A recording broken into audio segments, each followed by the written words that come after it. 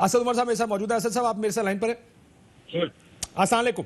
वालेकुम सलाम। असद साहब, सिर्फ जो रेलेवेंट आपके रेलेवेंट चीजें हैं, मैं अगर इजाजत दे तो मैं उससे आगाज कर लूं आपसे। जी जरूर। क्या आप इस सफा नंबर 70 पे 227 आप ये कहते हैं कमीशन को कि शुगर मिल ये थ्रेटन कर रही थी कि वो क्रशिंग शुरू नहीं करेंगी जब तक एक्सपोर्ट की इजाजत नहीं दी जाएगी। ब्लैकमेल हो गए उनके हाथों? क्या ब्लैकमेल करती थी शुगर मिल्स? ये तो किसी तज्जिए की बात नहीं है, ये कयास राय की बात नहीं है, तो हकीकत रिकॉर्ड से चेक हो सकता है। कानून कहता था कि 30 नवंबर तक मिलों ने क्रशिंग स्टार्ट करनी है, कानून में लिखा हुआ है। और ये 3 दिसंबर और 4 दिसंबर आ गया था और उस वक्त तक क्रशिंग स्टार्ट नहीं हुई थी, और वो कह रहे थे कि अगर हमारा मुतालबा नहीं पूरा करेंगे तो हम क्रशिंग नहीं करेंगे। ये तो रिकॉर्ड का हिस्सा है, ये कोई इल्जाम तो नहीं। और दूसरा ये जो ये कमीशन 231 नंबर पैराग्राफ में ये कहता है कि बादियो नजर में सफिशिएंट इनफ स्टॉक्स चीनी के अवेलेबल थे, और कमीशन का ये व्यू है कि चीनी की कमी नहीं थी, और ये कि फॉरेन एक्सचेंज रिजर्व्स के लिए इस चीनी को अलाउ किया गया। लेकिन साथ ये भी कहते हैं कि इस एक्सपोर्ट की वजह से चीनी की कीमत बढ़ी है। सो एक्सपोर्ट की इजाजत देना वजह बना जो चीनी की कीमत पाकिस्तान में बढ़ी है, और वो एक्सपोर्ट की इजाजत आपने दी थी। सर पहली बात तो जैसे उन्होंने लिख दिया कैटेगोरिकली, पिछली दफा नहीं लिखा था, मैं दोबारा दोहरा देता हूँ। आपके प्रोग्राम पे पहले भी बता चुका था, मैं दोबारा दोहरा देता हूँ। 2018-19 जिस हम साल की बात कर रहे हैं उसके अंदर आपको पता है सालाना पाकिस्तान के अंदर खपत जो है चीनी की तकरीबन 52 लाख टन है। उस साल की पैदावार जो हुई हकीकत में हुई, ये आगे की फोरकास्ट की नहीं मैं बात कर रहा, वो 52,67,000 टन थी। यानी जितनी जरूरत थी उतनी या उससे जरा सी ज्यादा पैदावार हुई। जब वो साल शुरू हुआ तो 20 लाख टन चीनी रखी हुई थी, 19,80,000 टन के करीब चीनी रखी हुई थी। आज 2 महीने के स्ट्रेटेजिक रिजर्व रखे जाते हैं फैसले के लिए कि कम से कम इतना मुल्क के अंदर जब सीजन खत्म हो तो इतनी चीनी होनी चाहिए कि 2 महीने के रिजर्व हो। वो कोई 8,60,000 टन के करीब बनते थे। 11 लाख टन वाफिर थी, 11 लाख टन की इजाफी इजाजत दी गई। साल जब खत्म हुआ कि क्योंकि वो 8 लाख पे एक्सपोर्ट रोक दी गई थी तकरीबन, तो 12 लाख टन चीनी मौजूद थी। तो ये तो बिल्कुल वाजे है कि चीनी की कोई कमी नहीं हुई। जिस वजह से कमीशन ने शायद ये लिखा हुआ हो कि जी एक्सपोर्ट की वजह से हुआ कि जो उन्होंने सट्टे का जिक्र किया है, मार्केट के अंदर एक फजा पैदा की गई। सर मैं अगर इजाजत दें तो मैं पढ़ देता हूं आपको जो रेलेवेंट पोर्शन है। The commission has gathered enough evidence to establish that the export of sugar is one of the reasons for increase in price of sugar in the domestic market as well as other factors. So ये आप जो सट्टे की बात करें, what are the other factors like market manipulation, hoarding, forward contracts and सट्टा? उन्होंने कहा एक्सपोर्ट जमा, ये सब उन्होंने ये नहीं कहा कि इनकी एक्सपोर्ट की वजह से ये हुआ है, ये अलग फैक्टर्स है। जी सुन लें, अगर एक्सपोर्ट की वजह से हुआ है तो एक्सपोर्ट की वजह से तो जब होना चाहिए था ना, चीनी की कमी हो जाती पाकिस्तान में। अगर कमी ही किसी वक्त नहीं हुई तो फिर एक्सपोर्ट से कैसे बढ़ गई? जो जुड़ता है वो उनकी जिस चीज में वजन है वो ये है कि जिस वक्त एक्सपोर्ट शुरू हुई तो एक हवा बनाई गई मार्केट के अंदर मैनिपुलेट करने के लिए कि जी अब क्योंकि अब एक्सपोर्ट हो रही है तो इसलिए अब चीनी कम हो जाएगी। उसी की बुनियाद के ऊपर फॉरवर्ड प्राइसेस बढ़ाई गई और सट्टेबाजी की गई। यहाँ तक तो मैं मान सकता हूँ, but anyway I respect their judgement, ये उनकी जजमेंट है। लेकिन जहां तक इस बात का सवाल है कि क्या चीनी मौजूद थी मुल्क के अंदर, उसमें कोई शक नहीं है, वो उन्होंने भी कर दिया। वो खैर आदाद-ओ-शुमार की बात है, हिस्ट्री का रिकॉर्ड का हिस्सा है। So but you can't pick and choose. You can't say that parts of the report are correct and part are incorrect. I mean, मैं तो रिपोर्ट को करेक्ट और इनकरेक्ट नहीं कर रहा। 2 हिस्से मुख्तलिफ होते हैं। एक होते हैं हकायक, क्या चीनी 20 लाख टन थी, 19,80,000 टन थी या नहीं थी? क्या 52,67,000 चीनी प्रोड्यूस हुई या नहीं हुई? क्या 52 लाख टन पाकिस्तान की सालाना खपत है या नहीं है? क्या जब वो सीजन खत्म हुआ तो 12.5 लाख टन चीनी थी या नहीं थी? इसका सवाल हाँ या ना है, इसके अंदर कोई ओपिनियन नहीं है। सर लेकिन हिस्टोरिकली भी वो कहते हैं है या गलत है। मैं दूसरी सुन लेना मेरी बात मुकम्मल करने दे। तो ये तो हो गए फैक्ट सामने आ गए। अब उसके ऊपर है तज्जिया ये है कि जी हमारे ख्याल में ये इस वजह से बड़ी, उनका ख्याल उतना ही वजन रखता है शायद जितना मेरा लगता है, शायद उनका ज्यादा रखता हो। मैं तो उनसे बहस ही नहीं कर रहा। उनका अगर उनका ये तज्जिया तो हो सकता है, मैं तो उनको नहीं कह रहा कि आप गलत कह रहे हैं, क्योंकि ये तज्जिए की बात है। तज्जिए में मेरा अपना ओपिनियन है, उनका अपना ओपिनियन है। Sir but this is not, ये एनालिसिस नहीं है। वो कहते हैं कि we have gathered enough evidence. Sir मुझे बता देना एविडेंस कैसे होता है when there is no shortage of sugar. मसलन मैं आपसे सवाल पूछता हूँ, 19,80,000 टन चीनी थी जब साल शुरू हुआ। अभी हमने ये एस्टैब्लिश कर दिया, कमीशन की रिपोर्ट में लिखा हुआ है। आपकी चीनी कितनी पैदा हुई? चीनी याद रखें कि फरवरी के एंड तक पूरी हो जाती है, तो चीनी पैदा हुई 52,67,000 टन, मिला के कितने हो गए? 70 लाख टन।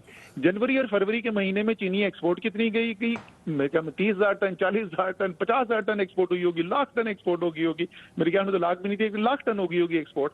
तो आपके पास तो 69 लाख टन चीनी मार्केट में मौजूद है। कीमत कैसे बढ़ रही है? कीमत जनवरी से बढ़ना शुरू होगी थी बाई दी। सो जो ऑब्जेक्टिव फैक्टर्स हैं, वही मैं बोल रहा हूँ ना कि सर वो कहते हैं कीमत चीनी बढ़ी की कीमत क्यों? जून ये से दिसंबर analysis तक बढ़ी है। अभी अगर आप कहें तो मैं वो कागज भी निकाल दूंगा आपको, वो अब ज़ाहिर है इतनी बड़ी रिपोर्ट है। उन्होंने कहा कि क्योंकि इसमें मुख्तलिफ फैक्टर्स उन्होंने दिए हैं, और या यूर करेक्ट। आई मीन अगर इस हद तक तो वो बात बड़ी क्लियर है कि अगर चीनी वाफिर थी तो एक हिस्टोरिकल प्रैक्टिस है उसको एक्सपोर्ट करने की, और उसकी भी वजह शायद लोगों को समझ आनी चाहिए कि शुगर मिल ये कहती है कि अगर मेरे पास चीनी पड़ी होगी तो फिर मैं मजीद चीनी नहीं बनाऊंगा, या तो मुझे ये एक्सपोर्ट करने दो, ये एक्सपोर्ट करूंगा तो नई क्रशिंग शुरू करूंगा। Is that correct?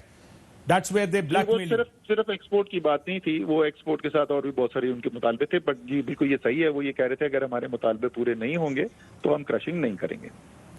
अगर मैं इसको आसान अल्फाज में रखूं आपके सामने असद भाई, तो आप क्या क्रशिंग के नाम पे ब्लैकमेल ही हुआ ना फिर? क्योंकि आगे उस्मान बुज़दार साहब के बारे में भी यही तो बोलो ना, ये उन्होंने भी मुझसे सवाल पूछा था। उन्होंने पूछा क्या वो ब्लैकमेल कर रहे थे? मैंने कहा ये तो ओपिनियन की बात ही नहीं भाई, फैक्ट है। कानून में लिखा था 30 नवंबर तक उन्होंने क्रशिंग शुरू करनी है, नई क्रशिंग शुरू की। ये तो ब्लैकमेल है ना, और ब्लैकमेल की डेफिनेशन क्या होती है? लेकिन दो मुख्तलिफ फैसलों की बात हो रही है। एक फैसला है क्या एक्सपोर्ट होनी चाहिए थी। मैं सितंबर 2018 में भी समझता था एक्सपोर्ट होनी चाहिए, मैं दिसंबर 2018 में भी समझता था कि एक्सपोर्ट होनी चाहिए, और मैं मई 2020 में आज भी आपके सामने ये कह रहा हूं कि मेरे ख्याल में एक्सपोर्ट होनी चाहिए थी। ठीक है ना? तो इसका कोई ब्लैकमेल से ताल्लुक नहीं है। ये मुझे बताइएगा असद साहब, मैंने ये भी सुना कि कुछ लोग जो आपकी हुकूमत के करीब थे, जो चीनी के कारोबार से मुंसलिक हैं, इमरान खान साहब को जाके क्या कहते थे कि अगर आपने इसकी एक्सपोर्ट की इजाजत ना दी तो गन्ना काश्तकार गन्ना लेकर सड़क पे आ जाएगा, सड़कें बंद कर देगा, एहतजाज कर देगा। बिल्कुल यही कहा जाता था। सो ये कहा जाता था प्राइम मिनिस्टर इमरान खान को कि अगर आपने ना ये इसको एक्सपोर्ट किया तो गन्ना और किसान सड़कों पे होगा। लेकिन मैं वही बता रहा हूँ ना कि ये फैसला इमरान खान ने नहीं, ये तो फैसला ईसीसी में हुआ, हमने किया, मैंने किया, मैं जिम्मेदारी ले रहा हूँ ना, इसका इमरान खान से कोई ताल्लुक नहीं। ये नहीं हुआ कि इमरान खान पे उन्होंने जाके दबाव डाला और इमरान खान ने मेरे पर दबाव डाला और मैंने फैसला कर दिया। बिल्कुल भी नहीं। इमरान खान के पास से मेरे पास कोई दबाव नहीं था कि फैसले में एक्सपोर्ट अलाउ करें या ना करें। कोई बात हुई थी आपकी इमरान खान मेरे पास मुकम्मल आजादी थी, ईसीसी के पास मुकम्मल आजादी थी अपना फैसला करने की, उस पर कोई इमरान खान का दबाव नहीं। सो आपने ये तो आप मान रहे हैं कि कुछ लोग जो हुकूमत के करीब थे इमरान खान साहब को जाकर ये बिल्कुल कहते, और क्या कहते थे सर? यही कि ये तो सड़कों पे आके वो ट्रॉले आ जाएंगे, काश्तकार सड़क पे आ जाएगा, पॉलिटिकल क्राइसिस खड़ा हो जाएगा। बिल्कुल ये कहा जाता था। सो वो कहते थे कि काश्तकार आज इफेक्ट। इमरान खान साहब ने कभी आपसे राब्ता किया? इमरान खान साहब ये फॉर्मल कैबिनेट मीटिंग्स के अंदर डिस्कस हुआ, बट मैं वही बोल रहा हूँ ना, इमरान खान ने मुझे कोई फैसला करने पे मजबूर नहीं किया। मेरे ख्याल के अंदर और ईसीसी की ख्याल के अंदर एक्सपोर्ट जो है वो ठीक फैसला था। बाकी मुझे ईसीसी के मेंबर का पता नहीं, मैं आज भी इस पर यकीन करता हूँ। मुझे पता है यार रज़ाक दाऊद भी आज तक यही कहते हैं, जिनका प्रपोजल था, कॉमर्स मिनिस्ट्री से प्रपोजल आया था। हम दोनों का आज भी ये तमाम फैक्ट सामने रखते हुए हमारा आज भी ये ख्याल है कि एक्सपोर्ट जायज थी। अगर उस एक्सपोर्ट को बेस बना के किसी ने मार्केट मैनिपुलेशन की प्राइस को दी, उनको पकड़ना चाहिए, तो बिल्कुल जरूर पकड़ना चाहिए। सर आपके ख्याल में सब्सिडी पर भी ब्लैकमेलिंग हुई है? दूसरी चीज का जो डिमांड थी, दूसरी चीज की डिमांड थी सब्सिडी, वो मैंने नहीं दी। तो अगर इमरान खान मुझ पर दबाव डाल के काम करवा रहे हो तो इमरान खान तो मुझसे दोनों काम करवा लेते ना। तो इमरान खान का कोई दबाव नहीं था मुझ पे कि आप फैसला इधर करें ये इधर करें। हाँ, उनके सामने आर्ग्यूमेंट जरूर आते थे, वो आर्ग्यूमेंट हमारे सामने हमें भी पास ऑन करते थे कि भाई ये लोग कह रहे हैं, लेकिन फैसला बिल्कुल बगैर किसी दबाव के मैंने लिया था।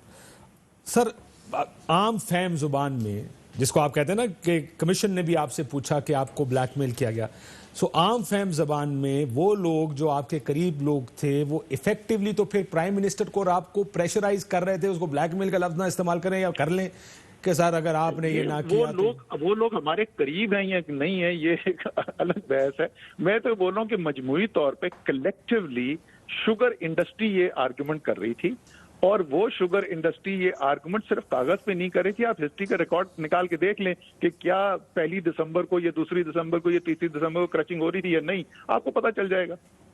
और अगर आप ब्लैकमेल, आप कह रहे हैं आप ब्लैकमेल नहीं हुए, इमरान खान साहब ब्लैकमेल नहीं हुए, पंजाब ब्लैकमेल हो सकता है सब्सिडी देने? सर मैं जो मैंने फैसला किया मैं उसके ऊपर चलिए आप फुल तज्जिया जिम्मेदारी मांग भी रहे ले हो रहा ना, हूं। मैं आज भी कह रहा हूं, मैं आपका तज्जिया ले रहा हूं कि जिस तरह ये आपने कहा कि शुगर काफी थी। नहीं ये तो बिल्कुल मफरूजे का सवाल है। आपने मुझसे सवाल पूछा क्या पंजाब ब्लैकमेल हो सकता था, इस मफरूजे का मैं क्या जवाब दूंगा? देखिए अब क्योंकि उस्मान बुज़दार साहब का सवाल आपसे पूछ सकता हूं या ना पूछूं? जी जी, क्योंकि उस्मान बुज़दार साहब के बारे में भी लिखा है ना, उस्मान बुज़दार साहब ने भी यही कहा कि अगर मैंने ना दी सब्सिडी तो क्रशिंग नहीं होगी। सही सर, मैं वही तो बोल रहा हूँ ना, उस्मान बुज़दार साहब की क्या जहन में था, काबीना में पंजाब की क्या डिस्कशन हुई, इसका तो बेहतर जवाब वो दे सकते हैं। जहाँ पे मैं अपनी जिम्मेदारी जो मैंने फैसला जो किया था मैं आज भी उसके ऊपर कायम हूँ। मेरे ख्याल में आज भी मैं वही कह रहा हूँ कि ये ठीक फैसला था। तो वो तो जिम्मेदारी जो मेरी है वो मेरी है। अगर किसी और का फैसला तो मैं उसके it will not be fair of me कि मैं उनके फैसले के ऊपर तज़िये करने शुरू कर दूं। सो इसका मतलब ये है कि हिस्टोरिकली ये एक आर्गुमेंट है, लास्ट क्वेश्चन टू यू, एक आर्गुमेंट ये है कि ये तमाम लोग जिनकी शुगर मिले हैं ये मुख्तलिफ हुकूमतों के करीब रहते हैं। जिन जिनके नाम आते हैं, ज़ाहिर है मियाँ साहब खुद वज़ीर आज़म भी थे, वज़ीर आला भी थे शहबाज शरीफ साहब।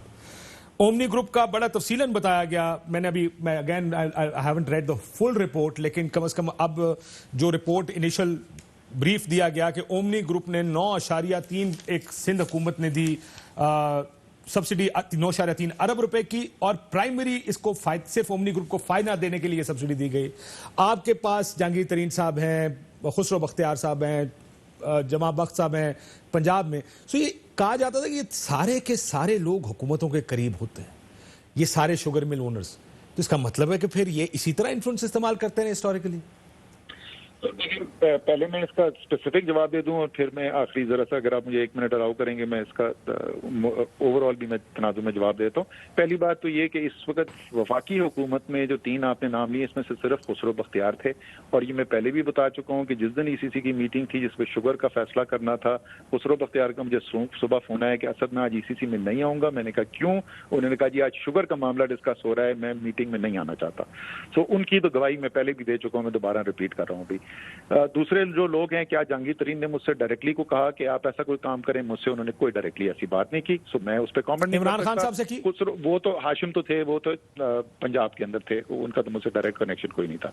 लेकिन असल बात यह है कि आखिर अब आपने अपने सवाल पूछे, 1 मिनट जरा सा मुझे दे दें। सर ये डिस्कशन आज हो क्यों रही है? चीनी तो एक्सपोर्ट भी होती रही 10 साल, उस पर सब्सिडी भी होती रही, फार्मर की कटौती भी होती रही, 2 नंबरी बुक्स भी रखी जाती रही, ये तो सारा काम चल रहा था। अल्हम्दुलिल्लाह सब खुश थे और इस गंगा में सब बहती गंगा में नहा रहे थे। ये इमरान खान ने आके जो पॉलिटिकल पावर एलीट का एप्पल कार्ट जो है ना, जिसको अंग्रेजी में बोलते हैं, वो आके उसने उलट दिया और उसने ये सारी चीजें जो बंद कमरों के अंदर होती थी वो ऑफिशियल इंक्वायरी कमीशन बना के रिपोर्ट रख के सामने ले आए। अब आप जाहिर है आपका हक है, आप हमसे भी सवाल पूछेंगे ना, लेकिन मैं आपके आने से पहले असद साहब इस बात पे तारीफ कर चुका हूं, और सिर्फ आज नहीं, पहली रिपोर्ट के बाद से, कि finally something is happening in this country. मैं उन लोगों में से हूं जो कहता है इस मुल्क को अब आगे लेकर चलना पड़ेगा और सबको लेकर जाना चाहिए। कोई हुकूमत किसी सूबे में कोई भी अच्छा काम करेगी उसकी तारीफ करनी चाहिए। This is a good step, and I said should not be a starting ending point, this should be a starting point for other good things to come. बहुत शुक्रिया। स्लाइटली आपसे डिसएग्री करता हूं, ये स्टार्टिंग पॉइंट नहीं है। वो लतीफा सुना है ना आपने, सिख वाला हुणे विचकार नहीं आया, तो ये विचकार है। अच्छा स्टार्टिंग नहीं है। शुरू का जो काम है वो बहुत अच्छा कर दिया गया है, आवाम के सामने आ गया। हो सकता है इसके अंदर लोग जाएंगे कोर्ट में चैलेंज कर देंगे, हो सकता है कोई गलत भी चीज निकला है इसके अंदर, वो तो पता चलेगा। अब जो है अगला स्टेप, क्या ये खत्म हो गया? बिल्कुल भी नहीं। अब बॉल आ गई काबीना के पास, जिम्मेदारी लगा दी गई है शहजाद अकबर साहब की। ईद के फौरन बाद उन्होंने स्पेसिफिक एक्शंस आगे बताने कि क्या क्या इकदाम किए जाएंगे। आखिर में अवाम तो जो ये चाहती है कि जनाब, एक तो जो चीनी की कीमत अगर हम कह रहे हैं ज्यादा है तो वो कम होती हुई नजर आए, दूसरी अगर किसी ने नाजायज पैसा बनाया है तो उससे रिकवर करके वो अवाम तक वापस पहुंचाया जाए, और तीसरी ये चीज है कि निजाम को ऐसे बेहतर किया जाए कि आइंदा न किसान के हक पर डाका डाला जा सके न अवाम के हक पर। आपके कैबिनेट मिनिस्टर अली जैदी साहब आपसे कुछ कहना चाहते हैं? असद, आपको आज मिस किया मिनट में। अस्सलाम वालेकुम। वालेकुम सलाम। मैं सिर्फ मैंने बाद में बात करनी थी, लेकिन क्योंकि luckily I have you online. जो अक्टूबर 30, 2011 का जलसा पीटीआई के लिए था ना, ये 21 मई 2020 आज पीटीआई की हुकूमत के लिए। This is the first, this is a very big step. वो पहले उस वक्त हमें कहते थे कि कुछ नहीं कर सकते, वो अक्टूबर 30 के बाद सारों ने कहा कि ये थर्ड फोर्स बन गई है। इस दिन भी हमने 1.5 साल सुना है कुछ भी नहीं होगा। ये रिपोर्ट इस पे जो प्रेशर से, असद को भी पता है, हमें भी पता है, बड़े प्रेशर से कोई, लेकिन ये इमरान खान की सेल्फ बिलीफ और कन्विक्शन है। आप इसको चले मैं इसके ऊपर आगे बात करते हैं, अभी तो बड़ा टाइम। असद उमर साहब बहुत शुक्रिया। एक लाइन का जवाब दे दूं अली को। अली, मैंने इमरान खान साहब को, वजीर आजम को मैसेज भेजा है, इसलिए कौम ने इमरान खान को इलेक्ट। एग्जैक्टली इसीलिए हमने इतने साल और सारी जिंदगियां दी हैं इधर। कायरा साहब है लाइन पर?